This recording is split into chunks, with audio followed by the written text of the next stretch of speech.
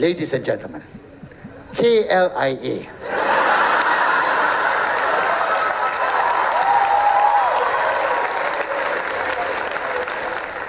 Teguran Ketua Pengarah Imigresen perkara biasa, tiada niat tersembunyi dalam jenaka selain menghibur.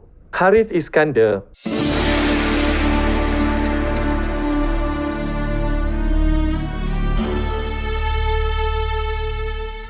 Kuala Lumpur International Airport, we also got 20 counters. 2 open. Selepas ditegur kerana menjadikan Perkhidmatan Jabatan Imigresen KLIA sebagai bahan jenaka, pelawak Harith Iskandar tetap mempertahankan tindakannya itu. Menurut Harith, 56, apa yang berlaku itu bukan isu besar dan stand-up komedi yang dimuat naik daripada program Netflix special bertajuk I Told You So itu adalah rakaman beberapa tahun lepas. Malah tegasnya, stand-up komedi itu sendiri adalah medium untuk mentertawakan ketidaksempurnaan dan ia dilakukan tanpa niat lain selain menghibur. Sebenarnya, saya rasa maklum balas dari Ketua Pengarah Imigresen tu biasa je. Saya pun maklum balas ke tweet beliau dan pada waktu itu saya tidak menganggap ia sebagai isu yang besar.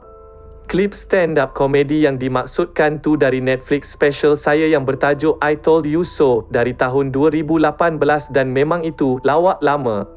Stand-up komedi adalah medium untuk kita mempertawakan diri kita sebagai manusia. Manusia tidak sempurna dan kita mesti boleh mentertawakan ketidaksempurnaan kita. Itu nature of stand-up comedy. Tiada niat selain dari menghibur, ujarnya kepada wartawan. Sementara itu, diminta mengulas mengenai kandungan yang disifatkan keterlaluan, Harith berkata dia sentiasa berhati-hati sepanjang 30 tahun dalam industri seni. Malah, Harith mengakui dia seorang yang cintakan negara dan bangga menjadi warga negara Malaysia. Soal berhati-hati dalam buat konten tak perlu dipertikaikan sebab selama karya saya sebagai stand-up komedian lebih 30 tahun ini, saya memang sentiasa berhati-hati dengan konten persembahan saya. Kalau tidak, dah lama saya keluar dari industri ini. Sebelum pandemik ini, saya dah mengharumkan nama Malaysia dengan menang anugerah Funniest Comedian in the World beberapa tahun lepas dan saya tak pernah malu menggelarkan diri saya sebagai a proud Malaysian, ujarnya lagi.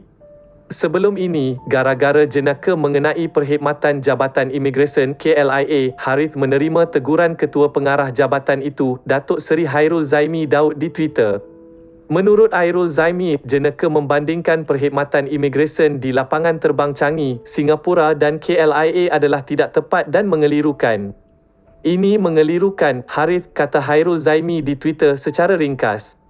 Hairul Zaimi menegur tindakan Harith berkongsi rakaman video lama yang dilihat seolah-olah cuba memberi gambaran tentang kelemahan sistem perkhidmatan Jabatan Imigresen di KLIA.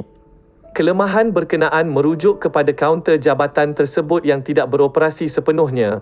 Bagaimanapun, Harith membalas tweet Hairul Zaimi dengan mengatakan bahawa rakaman berkenaan adalah bahan stand-up komedi dan bukannya persidangan parlimen. Isu berkenaan mendapat reaksi pelbagai daripada netizen dengan ada antara mereka yang menyokong jenaka yang dilakukan Harith. Kata mereka bahan jenaka itu pernah terjadi ketika berurusan dengan Jabatan Imigresen di KLIA. Namun ada juga yang mempertikaikan perbuatan Harith kerana menurut mereka ia seperti membahan atau mempersendakan negara sendiri demi stand-up komedi. Sebelum itu, jutaan terima kasih saya ucapkan kerana sudi subscribe channel saya. Syukran jazilan.